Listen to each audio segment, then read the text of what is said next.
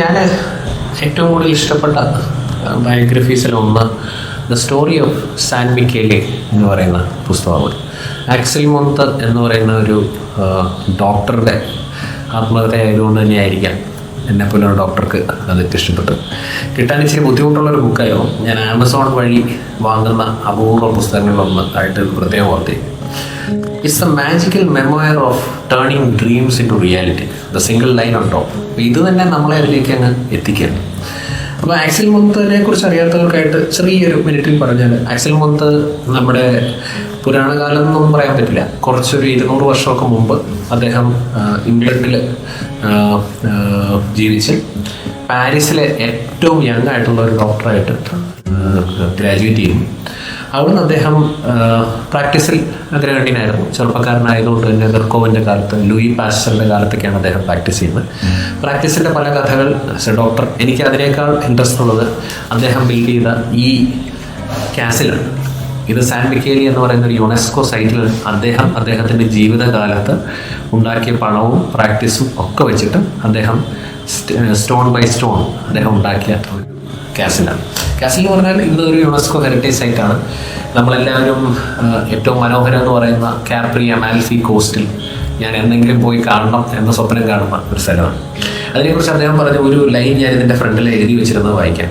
Open to the sun, to the wind, open to all the birds, like a Greek temple of the past, with light and light everywhere. അത്ര മനോഹരമാണ്. കാരണം ഇത് അദ്ദേഹം ഒരു സാധാരണ ഡോക്ടറായിരുന്നില്ല.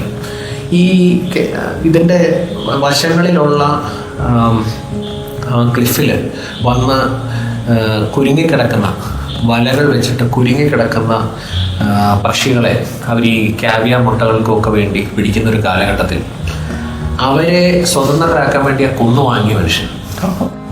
എന്നിട്ട് ഒരു പഴയൊരു ഗ്രീക്ക് ടെമ്പിളിൻ്റെ ബാക്കി ഉള്ള ഭാഗങ്ങൾ, റോമൻ ഗോഡ്സിൻ്റെ ഇത് ഒന്നും നശിപ്പിക്കാതെ അതിൻ്റെ ചുറ്റും അദ്ദേഹത്തിൻ്റെ വായനാമുറികളും അദ്ദേഹത്തിൻ്റെ കിടപ്പുമുറിയും അദ്ദേഹത്തിൻ്റെ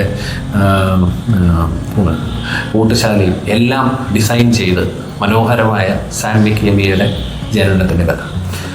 അനേകം ജീവിതസ്പർശിയായിട്ടുള്ള ആൾക്കാരെ അദ്ദേഹം ചികിത്സിച്ചത്. ഒരു വളരെ യങ് ആയിട്ടുള്ള ഒരു സോൾജിയറുടെ മൃതദേഹം കൊണ്ട് അദ്ദേഹം ട്രെയിനിൽ യാത്ര ചെയ്യുന്നത്. ധാരാളം സ്ഥലങ്ങളിൽ എൻ.ഡി. സുധീരേട്ടൻ പറഞ്ഞ് ഞാൻ കേട്ടിട്ടുള്ള ഒരു വേശ്യയുടെ കുഞ്ഞിൻ്റെ കഥ. അങ്ങനെ ജീവിതസ്പർശിയായ അനേകം കഥകൾ നടന്ന ഒരു മസ്റ്റ് റീഡ് ബുക്ക്.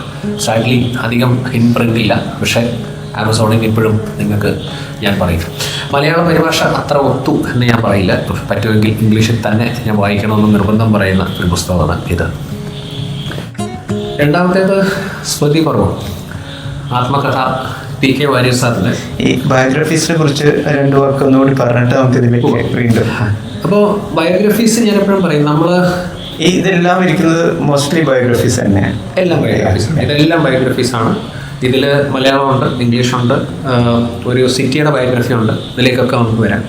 ബയോഗ്രഫീസ് ഞാൻ എപ്പോഴും പറയും, അവർ ജീവിച്ചിരുന്ന ഒരു കാലഘട്ടം, അവർ ജീവിച്ചിരുന്ന ഒരു നാട്, അവർ ജീവിച്ചു വന്ന സാഹചര്യങ്ങൾ, അതിനെ അതിജീവിച്ചാണ് അവരെ നമ്മൾ വായിക്കണം എന്ന് നമ്മൾ ചിന്തിക്കുന്ന രീതിയിലുള്ള ഒരു പേഴ്സണാലിറ്റി അവർ മാറി.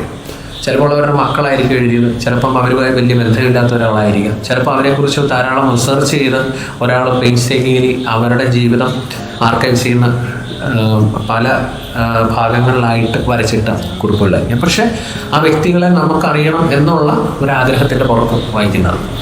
ഇപ്പം ചിലർ ചോദിക്കും, ഒരു 500 പേജ് അല്ലെങ്കിൽ 600 പേജ് ഒരു വ്യക്തിയെക്കുറിച്ച് എങ്ങനെ വായിക്കുന്നു? ആ വ്യക്തിയെക്കുറിച്ചല്ല അത്. ആ വ്യക്തിയുടെ നാട്, ആ വ്യക്തി ജനിച്ചു വളർന്ന സാഹചര്യങ്ങൾ, അയാൾ ജീവിച്ച ജീവിതത്തിൽ കൂടി നമ്മൾ ചരിത്രം പഠിക്കുന്നു. അപ്പോൾ ചരിത്രത്തിൻ്റെ ഒരു കലർപ്പില്ലാത്ത കുറേ ഏടുകളും നമ്മൾ കണ്ടുപോകും. അതാണ് ബയോഗ്രഫീസിൻ്റെ ബ്യൂട്ടി.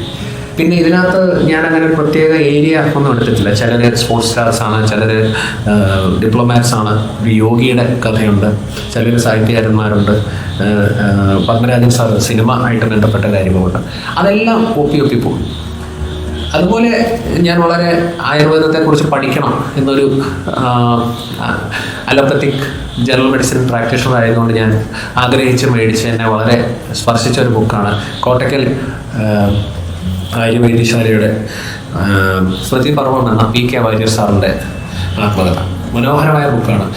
ആയുർവേദം എന്ന നമ്മുടെ ഭാരതത്തിൻ്റെ സ്വന്തം ചികിത്സാ രീതിയെക്കുറിച്ചുള്ള ആത്മാർത്ഥമായിട്ടുള്ള ഒരു എഴുത്ത്. എങ്ങനെയാണ് ആയുർവേദത്തിൻ്റെ ചികിത്സാ രീതികൾ ഉരുത്തിരിഞ്ഞു വരുന്നത്, വാര്യർ സാറിൻ്റെ സ്വന്തം ജീവിതം, കോട്ടയ്ക്കൽ ആര്യവൈദ്യശാല ഡെവലപ്പ് ചെയ്ത് വരുന്ന ആ ചരിത്രം, അത് ഇന്നെത്തുന്ന അവസ്ഥ, അവസാന കാലങ്ങളിൽ അദ്ദേഹത്തിൻ്റെ വളരെ ഫേമസ് ആയിട്ടുള്ള പല പേഷ്യൻസ്, ഇന്ത്യൻ പ്രസിഡന്റ്, പ്രധാനമന്ത്രി ഉൾപ്പെടെ പലരും വരുമ്പോൾ അവരെ അപ്രോച്ച് ചെയ്ത രീതികൾ. അപ്പം ഒരു മടിയില്ലാതെ മടുപ്പില്ലാതെ സുഖമായി വായിച്ചു പോകുന്ന മനോഹരമായ പുസ്തകം. ആസ് എ ഡോക്ടർ എന്നെ വളരെ സ്പർശിച്ചു.